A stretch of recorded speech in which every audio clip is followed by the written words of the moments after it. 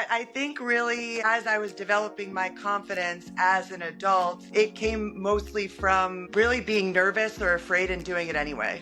And doing that over and over and over and realizing that the world doesn't stop for me. You have to take risks and understanding that if you fail, that's okay. Life's not over. Just keep going, keep going, keep going. Hello, and welcome to Swimming in the Flood, a podcast where we discuss the challenging currents of growth and change. Today, my guest is Kelley McShane, CEO and president of Granny Squibb's Organic Iced Tea. Coming to us from Westerly, Rhode Island, it's Kelley McShane. Good morning, Kelley. How are you today? Good morning, Trent. I'm great. How are you doing? I have never felt better in my life, mainly because I get a chance to talk to you. Oh, I amazing. understand that you are just fresh out of the gym from a bike and run. How are you feeling today? I am. I'm feeling great. It's always good to get the day started with some movement. Kelley, I've learned that you have one of the most unique swimming aspirations of all time. And as the podcast is titled, Swimming in the Flood, you are about to embark or started a 7-swim journey. Maybe you can tell us about it, please. Sure, absolutely. So I am attempting a Guinness World Record for most intercontinental swims. So as you said, 7 swims are in this journey, and I've already completed 2 of them: North America to Europe in Silfra Fissure in Iceland. And then last summer, I did Europe to Asia across the Bosphorus Strait in Istanbul. I'll be attempting the Suez Canal in February.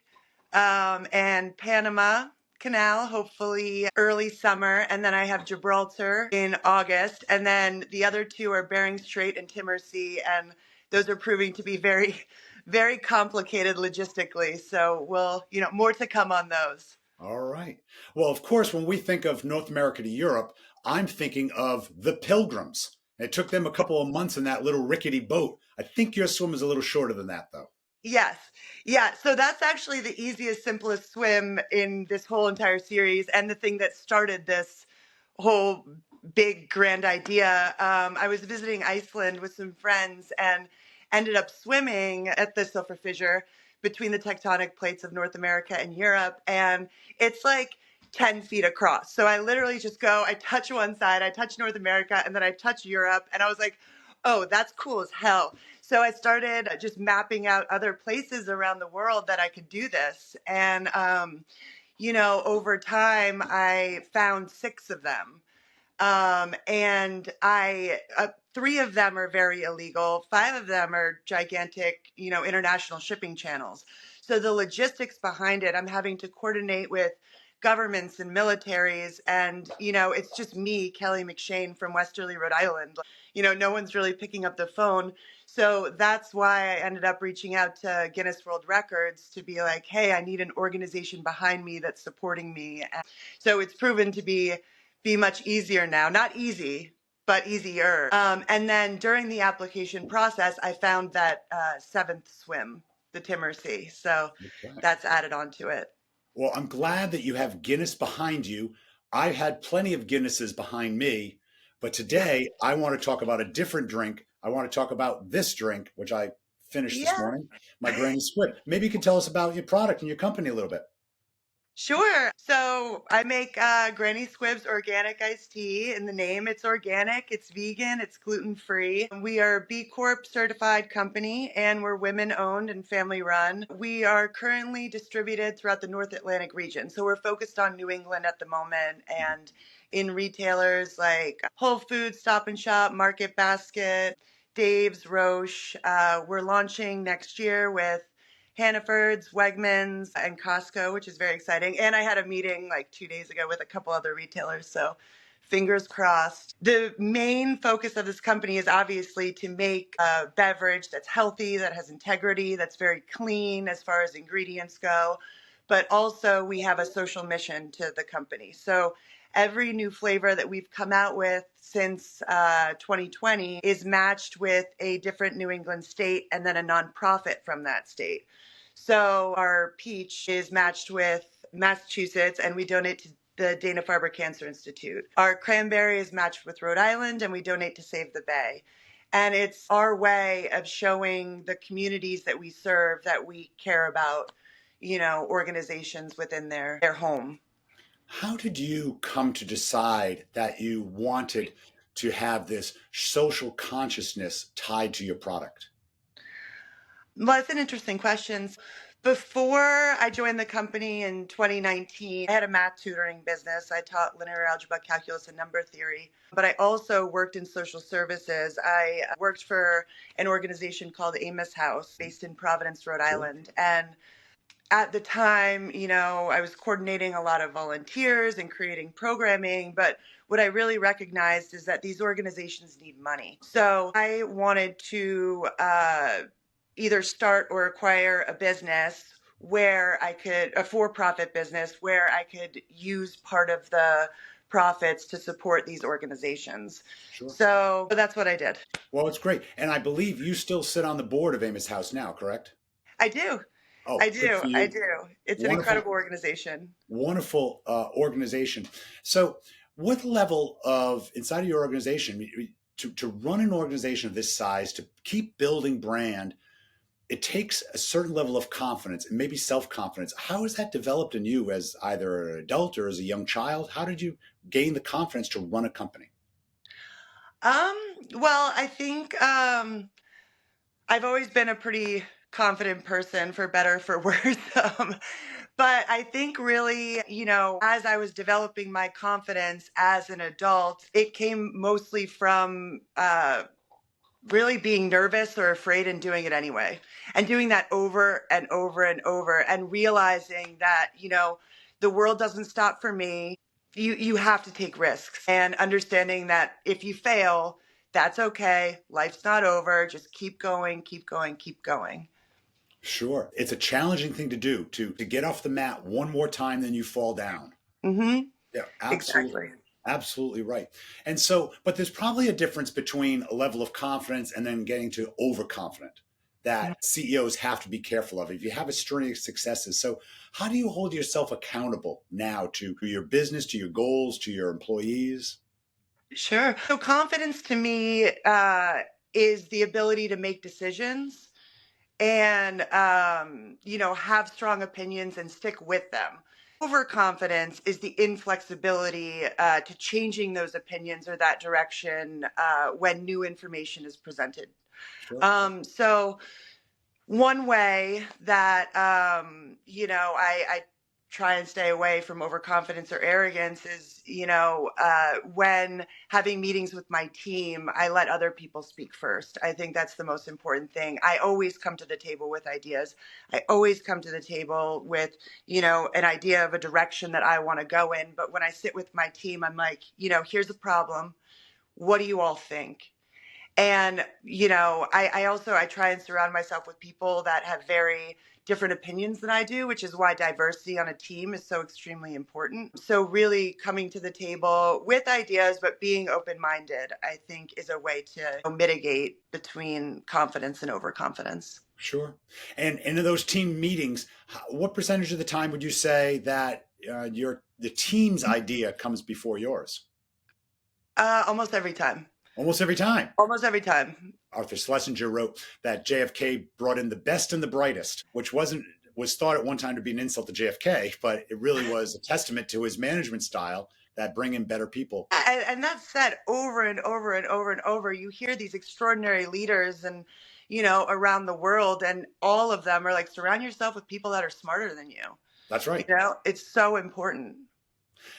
And by the way, that's hard to do. You have an MBA from Brown. So that's hard to do for you. These people must be, working on Starlink in their spare time or something.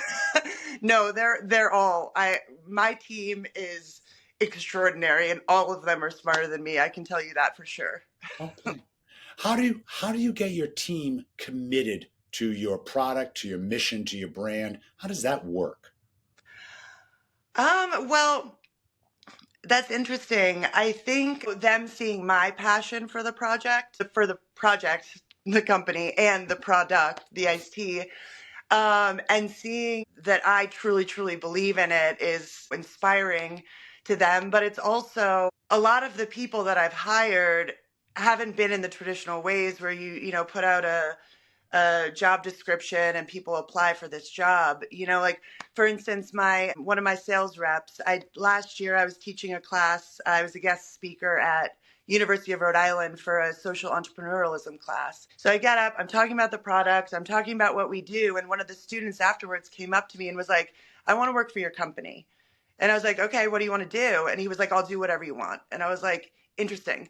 So why don't you think about it tonight? Call me at 8 a.m. in the morning with some ideas." And he did. He was like, "I can do sales. This is what I want to do for this. I could do admin at first. And so that's kind of how I've built this team, are people that see the mission of the company, before they even work there, and are passionate about it before they even work there. That sounds, Kelley, almost Google-esque, that people drive to the West Coast because they want to be a part of something. That's what you're describing here. That you've on a much different scale. I don't know if you're Yeah, as big as Google yet. I'm not sure you are not just yet. yet. You're We'll working get towards there it. I with the understand. right I team. understand. Right. But that's exactly what you're describing. That people are coming to your why. They're not coming to what you make or how you make it, but they're coming to the why you do what you do. Right? Is Right. that what you're hoping for? Exactly, exactly. And Trent, when we met the other week, that's exactly what your leadership program was about. Even being in that room with you was extremely inspiring, thinking about the why. And ever since that day, every morning I wake up, I'm like, why are we doing this? And actually, since your program, whenever I start meetings now, we talk about that. It's like, why are we doing this? Who are we supporting? What certifications do we need to show our consumers, on our packaging, who we are, when we're not able to be out there every day and meet every single person. Well, I certainly appreciate the flattery. Thank you very much. Too. The when you're hiring, if you are listing a set of criteria that you want for this employee, this ideal employee, where does character fit on that list? Oh, it's number one. If someone doesn't have character, they don't have integrity, they don't have honesty, they don't have passion, then no, they're not going to have a place here. They're not going to fit in, and it's not going to be successful. I don't see success is not just for the company, but it's for the individual too. Someone's not going to be happy if their character is not in line with the beliefs and ethics of Granny Squibbs. And having happy, confident people at a company it's a make or break it for any company. Sure. I'm sure I can certainly appreciate that gets to be for yours. How do you lead with character? What do people, when they look at you, do you say, I want them to see this, or I project this? Um, I think one, they need to know that I have vision and ambition. Mm. They need to know, not only where we are today, but where we're gonna be in 3 years and in 5 years, and that has to be extremely Wow. clear. And then once you have the 3 year, the 5 year, maybe even the 10 year vision, then setting goals, quarterly or even weekly, and showing your team that those things happen, that you're going to be the one showing up, that you're going to be doing it with them and with their support, I think is extremely important. I think that shows that you're honest, that you're ambitious, that you say what you're going to do. You do what you're going to say. But yeah, so. Sure. Jeff Bezos, the CEO of Amazon and Blue Origin and the like, recently gave an interview, and in it he was asked about what does it take to be a CEO? What does it require? And he described three things. He said, first, you have to have clear vision and be able to communicate it. Second, you have to be able to make the challenging decisions, the 50-50 decisions you have to be able to make. Mhm. And third, you have to be able to train your people, level up their talent, improve their talent so they can carry the corporation and the vision going forward. Absolutely. Do you Absolutely. agree with 100%. those three, or there's something you would like to add to that, you think? Oh, 100%. I agree with those. Absolutely. 100%. Something I would add too is that, not only is it your job as CEO to create the vision and the strategy and communicate that clearly and train people clearly, as Bezos said, but also understing that, you create this vision, you delegate the tasks, but then you have to support your staff. So you have to provide them with the resources they need to do their job. It's the whole thing, you know, as far as like a wolf pack. Oh, they've been saying recently that they found that it's actually the alphas at the back of the pack. Second in command is at the front leading. So I think that's something that a lot of leaders forget is that, you're at the front and you're at the back. You're sandwiching your team. Sure, sure. So what I'm hearing you say is that Jeff Bezos probably needs some help from you to learn a little bit more. Well, it's much easier to be at the front and the back of a 4-person company than it is at Listen, Amazon. his was a one-person company for a long time, so It's don't true. sell It's true. yourself short on it. Of all the different flavors that you make, and what flavors are they, so our audience can learn? So we have a lemon and a Yes. sweetened and unsweetened version. We have mojito in sweetened and unsweetened version, and then we have a peach and a cranberry that are like a half and half. So we have 6 SKUs total. I see. And which one of those is your favorite to drink? Oh my gosh. I mean, I like them all. I drink iced tea every day. I make the recipes, so they're literally my favorite flavor profiles. But the one I drink the most is probably the unsweetened mojito. Because I drink iced tea all the time, I can't be, drinking sugar, and we use organic vegan cane sugar for all of our ingredients. So our unsweetened mojito, it's just black tea, water, mint, and a little bit of lime. Very nice.